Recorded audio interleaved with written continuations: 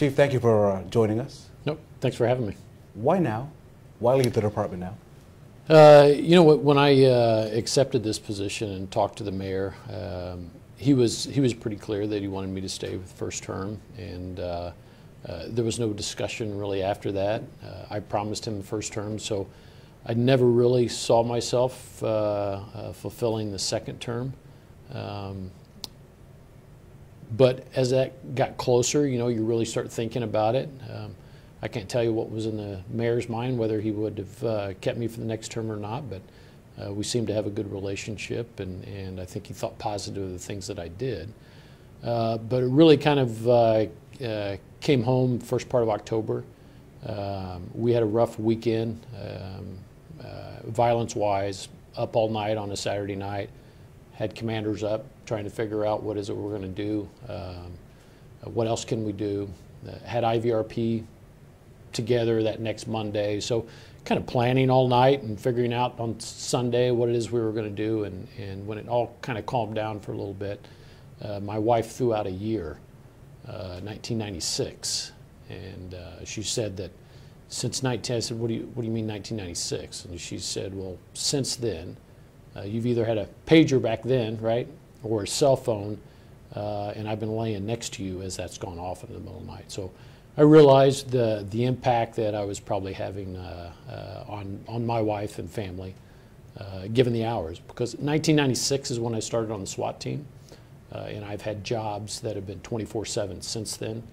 And so I thought it was probably the confirmation of maybe thoughts that I had that I needed to move on. And it's not just the chief job, right? I had a career almost 29 years and had accomplished a lot of things that most people don't, and had opportunities that most people don't. And I had some opportunities in the private sector that I thought would work out for me and my family a little better than this job, time-wise, and gave me an opportunity to be a little more connected and more of a partner in my marriage.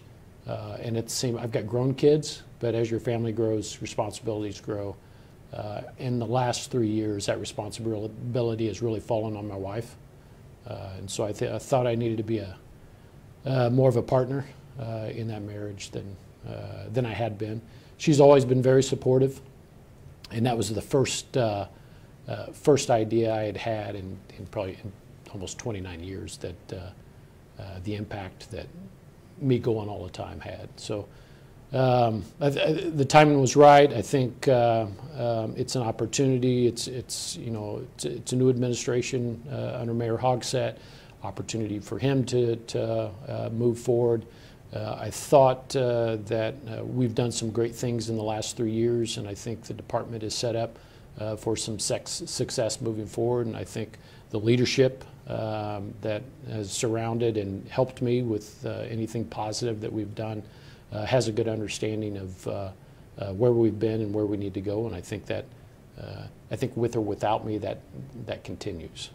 In the modern era, among the many chiefs that line up this room, you have really risen through the ranks, from that patrol officer to becoming the chief. Doesn't the city still need you in this position, because you've seen it all in that scope of time? So when you say it's time for you to step away, and respectfully so, right, we all have private lives and you need to care for family and children and grandchildren, right. But doesn't the city need you in light of what you know, the institutional knowledge that you bring to this job? So I don't think it needs me, but I think it does need that institutional knowledge, and I think that exists in the department, and so that's very flattering that would be me.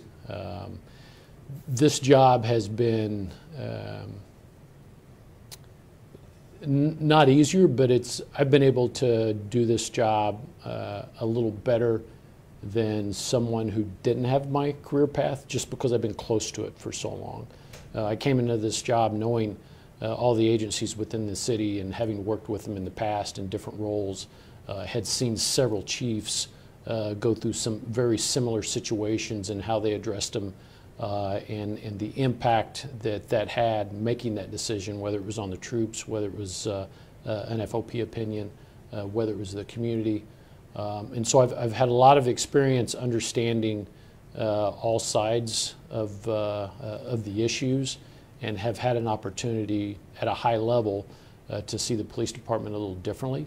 And I think we missed that a little bit before I came on, just because we had outside people that didn't have that history. But if you look at my executive staff, those are people that have been given the same opportunities that I have, and I think understand it as well as I do. I still remember you being in this room. I believe it was January the 25th, 2017. Mrs. Roach put on that badge, your chief's pin. What do you remember most about that day? And so here we are 3 years later. Quite an arc. Yeah, so I remember being confident in my ability to do the job, but I also remember being a feeling of being inadequate. I don't know how you're confident, but yet feel inadequate. But I think that inadequacy feeling went away when I recounted, like you just did, all the things that I had been through and all the people that had brought me up. And so excited, scared, not knowing what the future was, a lot of ideas of where I wanted to go and how I wanted to direct the department. And if I look back now, some of those balls that you continue to juggle are still in the air. And at the same time, I don't think anybody realizes what you want to do and what you're trying to get done, and how that plan, how you initially plan for that. There are always obstacles that are placed in the way that maybe you don't foresee. And so as I look back now, it was much more difficult to accomplish some of the things than maybe I thought they would be. But I think we got through it well and continue to progress. Was there something you wanted to accomplish that, because of the reality of circumstances, you leave unable to fulfill? Yeah, but I think we've made steps towards those. You can never believe public safety and think that it's done. Public safety is always changing and growing. And so I think any chief that steps down realizes that there were some things that maybe he thought of, in my case 3 years ago, that didn't get done. We're still working on a use of force policy. I think our use of force policy that exists now is a good one, and it's legally defensible. But what we have done is change the training, and what I haven't been able to get done is take that training and make sure that it's reflected in the policy, so that there's a constant reminder to officers of the training they received, if that makes sense, and some sort of visual. I remember when I was a younger police officer, our general order was had a lot of the training model and was very visual effect of what it is we train to. And so when you looked at that policy, you remembered your training. And I think those two are separated now, and so I'm trying to bring them back together. I think we're real close, but I think I'm gonna walk out the door before that's done. Before we talk about your successes, I want to go down some challenges and get your thoughts on them. The Indy FOP, for the last couple of weeks, has been tweeting out the growing number of violent crimes in the city. Asking where's the outrage has been sort of the hashtag. Do you sense the outrage? Do you see the outrage? Where are you on that outrage spectrum? Yeah, so outrage is an emotion, right? And I think in this position, it's at least it's benefited me to not be too high and not be too low. But it doesn't mean that we don't recognize the issue. I see those non-fatal shootings and those homicides right after they occur, no matter what hour of the night it is. And all those emotions that everyone else feels go through my mind, they go through the commander's mind, but I really feel like emotions are good, but what is you're doing about it? And so I don't want to, just because I don't call you in and express my emotions or use a term like outrage, it does not mean that it hasn't significantly impacted us as an agency and more importantly the citizens of Indianapolis. But I think I'm in this position to, okay, what are you going to do about it, right? And so we're constantly working through that. I mean, some of the things we've done, there's a morning phone call where all the commanders talk about the last 24 hours of violence. That didn't happen before. There's a group of everybody in law enforcement that meets every 2 weeks and talks about people, places, and behaviors around those non-fatal shootings and those homicides. So there's outrage, but it's not communicated emotionally. It's trying to see what occurred and how can we get better and how can we impact it. And I think as an agency, we've been able to put everyone together to focus on the violence, and crime is down. For the last 3 years, crime has been down, but the outrage and rightly so is on the violence that's occurring. And I haven't, through law enforcement means, been able to decrease that yet. So far this year, I think we might, come under where we were last year. I'm hoping, and we're working towards that.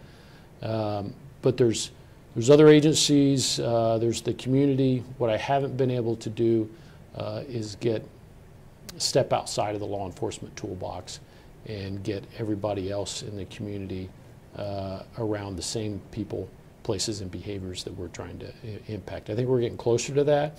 I think people realize that we're just one tool, and that public safety is an issue for all of us. You got to work. There's steps, there's processes, there's ideas. You've got to communicate. Just feeling outraged doesn't do anything. The victims, the suspects, Chief, appear to get younger. That or I'm getting older. But it seems like by the numbers, we're seeing a lot of youth-related crimes. At the mall, most recently, it's at the Circle Center Mall. Other malls, we're seeing young people just acting out in just ways that maybe we're not seeing in the past, but because of social media, we now see in moments' time. Does the curfew have to return, or do we have to go to a curfew? What is the response to this situation? So I think, the curfew is a tool that I had as a young police officer, and I thought it was a benefit. And I think our officers downtown, and not just downtown, but up north at the malls, in places where kids hang out, I think there is a benefit to it. What happens after you take that young man or young lady to a facility is probably more important than getting them there to begin with, if that makes sense. I think it's what happens on the back end. Is there any sort of accountability for those young people for doing what it is they're doing? The fights, asking them to leave and them not leave, questioning authority, feel like they can do whatever it is they want to do in public spaces. And I think what the struggle has been is, I think law enforcement feels like their hands are tied, and unfortunately the only time that they respond is when something that bad happens and it's gone too far. We would much rather be on the front end of that, and if that's a tool that we were afforded, I think the agency is smart enough and understands enough that kid is important. It's not just the action, right? And so it's, what do you do on the back end of that? I've arrested you for curfew, but I think our biggest concern is, once I arrest you for curfew, how are we rehabilitating you, or how are we changing your attitude, or the impact that you're having? How do we make you well? How do we help you? How do we give you hope so that this is not all that you think is occurring? And so if we just put a curfew law on there and there's nothing on the back end, then I'd rather not have it. But if you can give me a curfew law where there's something that's helping these kids out on the back end, and so it's not just the police taking them to jail and then nothing occurs, then I think you're just making us the bad guy. There was just an election, and during that election process, the opponent to the incumbent that won the race was very critical, not necessarily of the officers, but of public safety, crime fighting, raising questions about whether enough was being done about violence. You may have heard some of those arguments. Was there anything that was being said in that process that you said, you know what, yeah, we're not doing that, or you know what, or were you doing those things, and was it just, were you an easy target? I'm not asking you to in any way slam the opponent, but I'm looking at the issue of public safety. A lot was said, and a lot of people are wondering, yeah, he has a point, why aren't they doing that? So I never, actually I hoped for that, right, that there would be something that they identified that we weren't doing or that we should be doing, but I never saw that. We've gone back to beat policing. We're trying to get closer to the community. We're trying to involve them. We're reaching out to them. We are nationally known for some of the things that we've done the last few years around violence. The Crime Gun Intelligence Center. Cities from all over the place are coming to see how did you do that? And ours is different than any other city.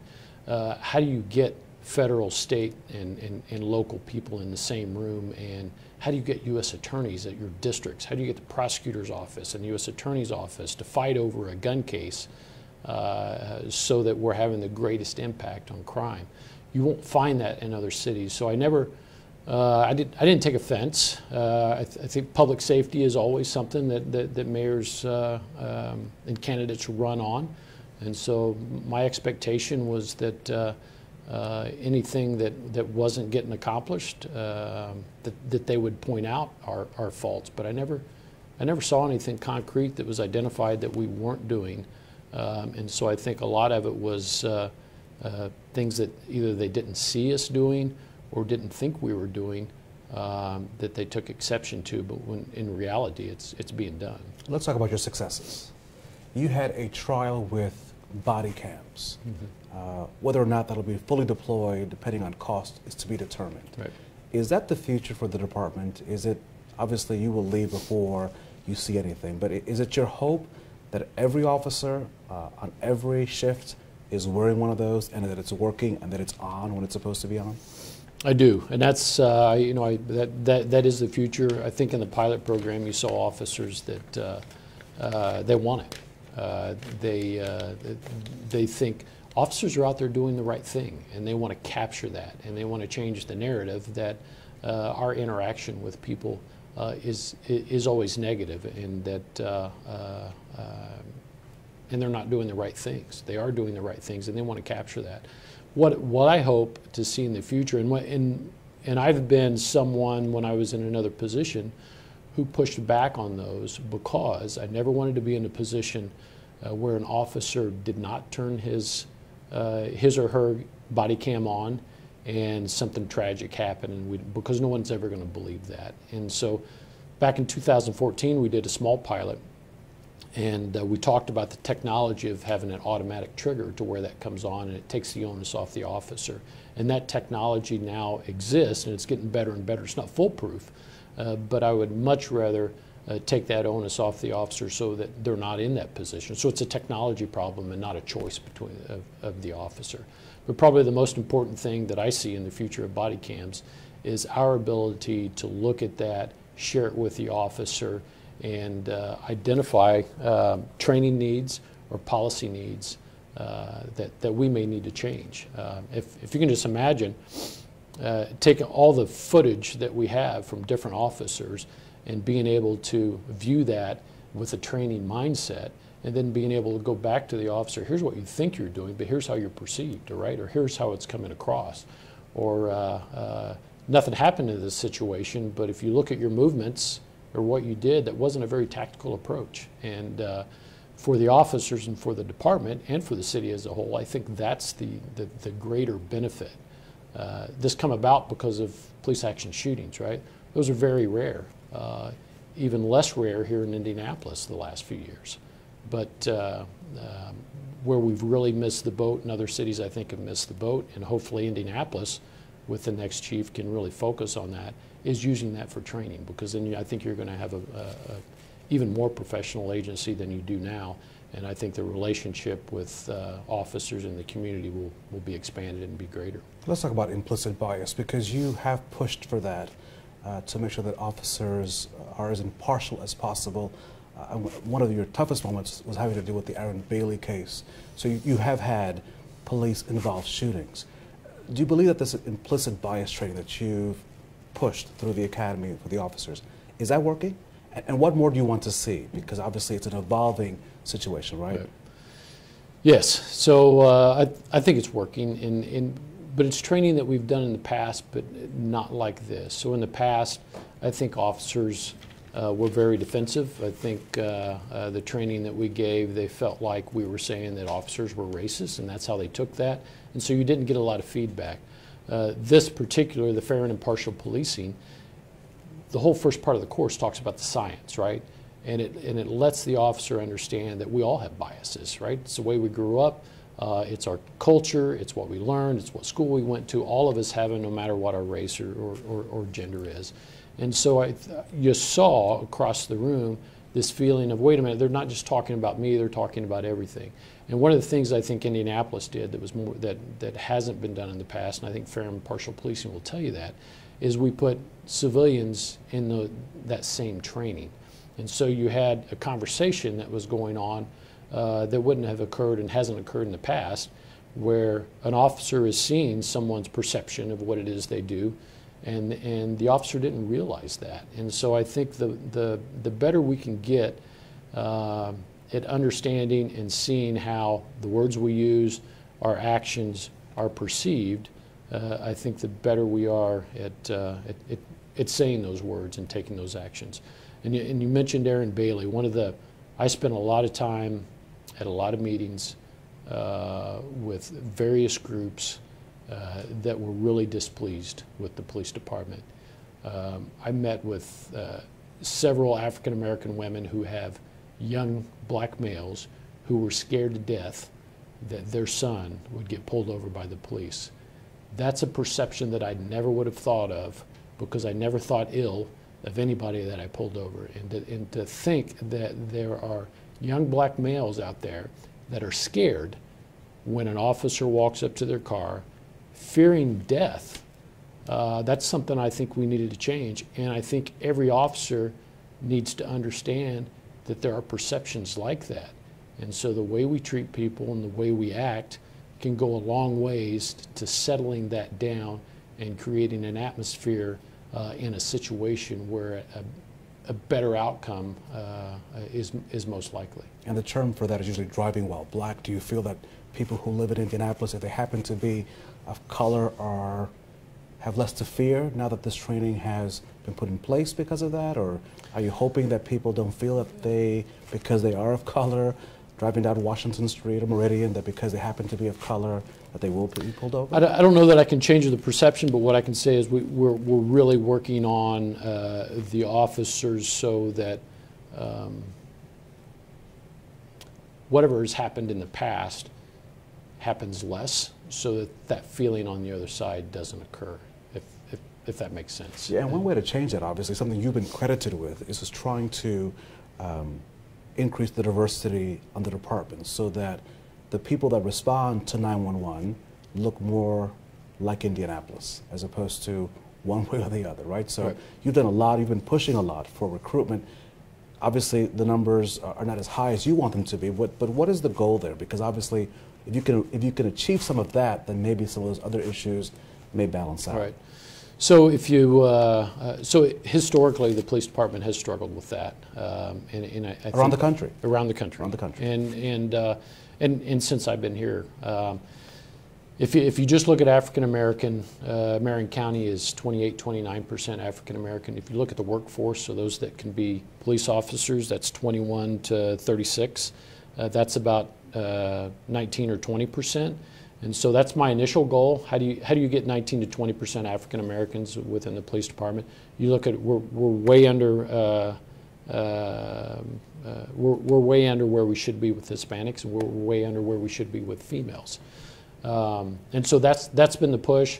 Our recruiting office and Deputy Chief Cunningham, who runs that, have done done something really great. If you look at our next class in December, we have 30% females.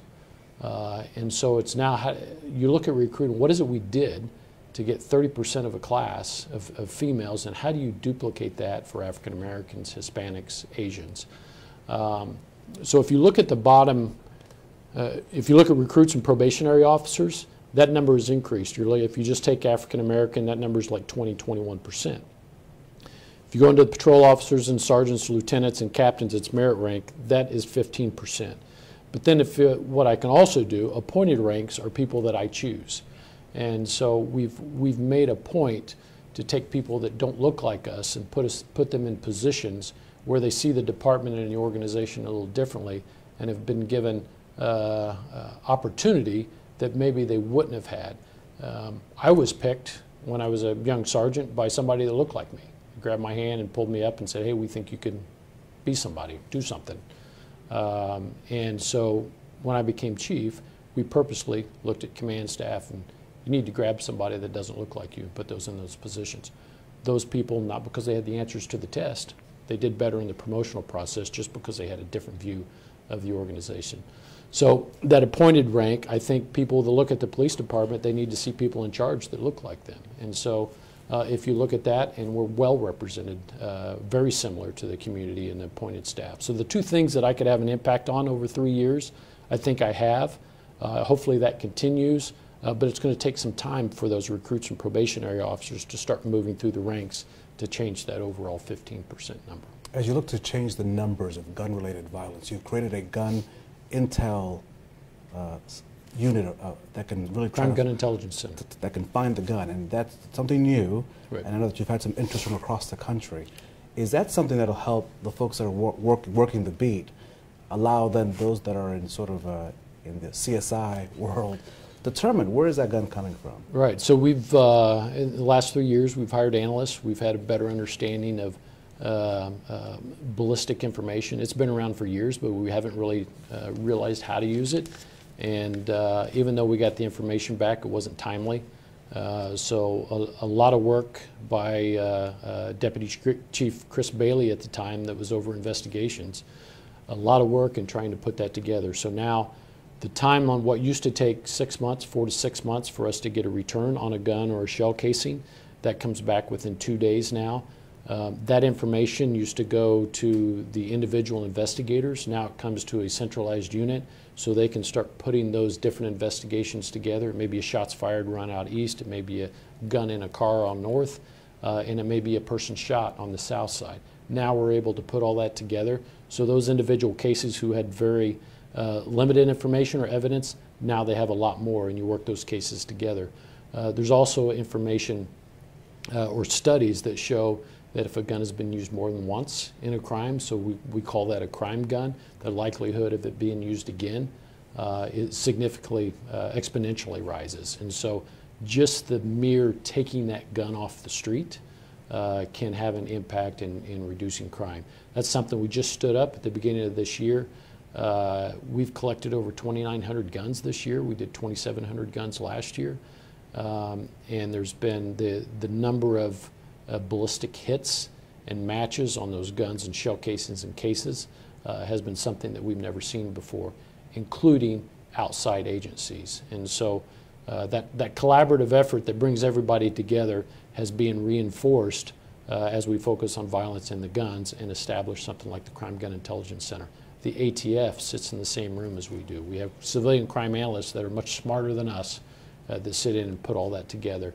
And then one thing that's different than most cities is once that information is developed, we have an operational arm or uniform officers that now can take that information and try and impact that intelligence by going after specific people, working with all of our partners. The fact that you mentioned all those numbers, again, you are not a politician, you enforce the laws given to you. A lot has been said about with the school shootings and just the availability of arms. Are you hoping politicians, those whose job it is to find ways to deal with this gun violence, will find a solution to how easily it is for people to just get a gun in America? I mean, anyone could just buy one anywhere, and often you folks are the targets of that stuff. Right. 2,900 guns is significant. That's a lot. Well, as you know, that was not one of my questions, right. So I'm just wondering what your thoughts on that. I know it's political, right. I get it, but... And there are laws out there, right? And there are, if you look at our violence, if you look at homicide victims and homicide suspects, they have most of them, over half of them, and sometimes up to 70%, depending on the year, have three things in common. They have a crime against person, whether it's a suspect or a victim. They have a handgun charge, and they have a narcotics charge. These are all arrests, right? So most of those, both victim and suspects, have those three things. And if you look at the gun arrests, there's been less accountability, I think, than what we would like as police officers. So I think one of the first things that we can do is addressing guns, rather than waiting on the legislature to create new laws, is enforce the laws we have now. And in those, there's got to be, you got to hold them accountable. Those people who have a gun charge, who are carrying a gun illegally, shouldn't have it. They've got to be held accountable for that, and we're not doing that. Your next advice to the man or woman who will sit in that chair, what will that be? So I'd like for them to build on some of the successes that we've already had, and I think I can honestly tell you that the department is frustrated because of all the good things that we are doing and all the efforts that are being made. And things that we think really can have an impact on the violence, and yet my violence continues to occur. The only piece, as I stated, that we haven't done a very good job of yet, but I think we're heading that way, is getting all those community dollars, all those social services dollars, all those focused on the same people, places, and behaviors that we are. And when that occurs and it becomes a community problem, and law enforcement is just a piece of that and a tool, then I think the better off we are. And so I think it's going to take, I'd like to see the next chief really take anything that we've built within the community and expand on that, and really get a focus of both our crime prevention dollars, any sort of private dollars or non-for-profit dollars focused on those underlying issues that are causing some of our young people to grow up without any hope or not to see a way out of their situations. Is he or she within the ranks? I hope so. Or do we have to go national? I don't know what that means. Right. The mayor will do what the mayor wants to do, but I think the ability to lead this agency exists within the staff that I've put together. Your picture will go there. Right. Yeah. A lot of chiefs. You've served with a lot of chiefs. What do you hope will then, when people come into this room, they say, that guy, yeah, that was that Roach guy. What do you want them to say about you? I haven't thought of that. I don't know that it's not that I don't care, but I think, I hope they see the 3 years as progress and moving forward. Let me ask it this other way, because I know you don't like talking about yourself. But each of these gentlemen has brought something to the agency. So based on what you know about them, because you've served under many of them, what do you hope to be then your fabric, right? Because the story continues, right? This is a wall about people. The story doesn't end. Right. The story continues. So as the story continues with you, what chapter do you play in this wall? Is that the easier way? Instead of you having to say... Yeah, so I guess better connected to the community that we serve, more progressive maybe. That could be a bad word, but I think it's... I hope they see me as connecting what we do in law enforcement with the needs of the community in a way that's allowed us to move forward and closer together. You wanted to give a message to the community that you've served for decades as a public servant, but then as a police chief. What do you want the public to know? Yeah, so it's probably not for me, but the department as a whole, for them to know that this is a great agency. They really are here to serve, and they care, and to let them know that they appreciate all the concern and the accolades that the officers receive and that I've received. And Chief, you're getting choked up at that moment, not expecting that, and I want to give you a chance to, but why? Is it because of the pride you have? I mean, no, yeah, I think it's, No, there's some reward to know that people think highly of the organization that you serve and lead, and so, but that's probably what makes it emotional. That knowing that people care enough to say what they do. Walking down the street yesterday, a lady that I don't know knew me, recognized me. Sorry to see you leave. Thanks for what you're doing. Gives me a hug. Just what other organization can you do that in? So you'll miss this place? Yeah, I'll miss it. Miss the people. Right. Chief, thank you. Thank you. It's up to you, sir.